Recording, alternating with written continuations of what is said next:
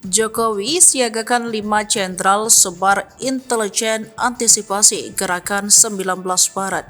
Geruduk KPU DPR RI.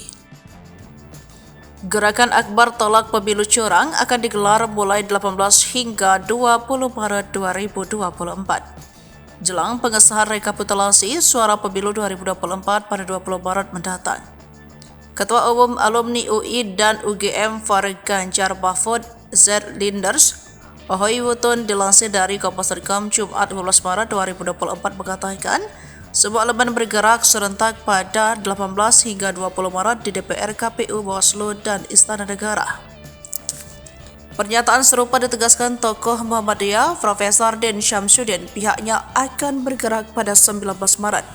Sasaran utama adalah aksi besar di DPR RI berdasarkan hak angket yang diikuti 45 elemen masyarakat dan mendukung paslon 01 Anies Muhaimin. Bersama sejumlah tokoh dan pendukung paslon 02, Din dilansir dari Kompas.com Kamis 14 Maret 2024 siap turun pada aksi Selasa 19 Maret 2024 pukul 2 hingga selesai.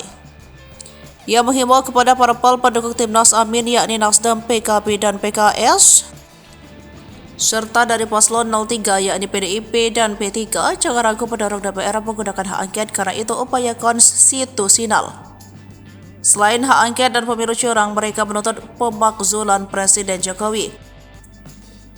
Menanggapi Menko Polhukam Marsikal Hadi Cahyanto menggelar rapat tertutup bersama para jenderal dan jaksa agung, yakni bersama Kapolri Jenderal Sigit Prabowo, KSP Jenderal Purnama Muldoko, Mendagri Jenderal Purnatito Karnavian, Kepala BIN Budi Gunawan, lalu Panglima TNI Jenderal Agus Subianto dan Jaksa Agung ST Burhanuddin di kantor Kemenko Polhukam Jakarta pada Jumat 15 Maret 2024.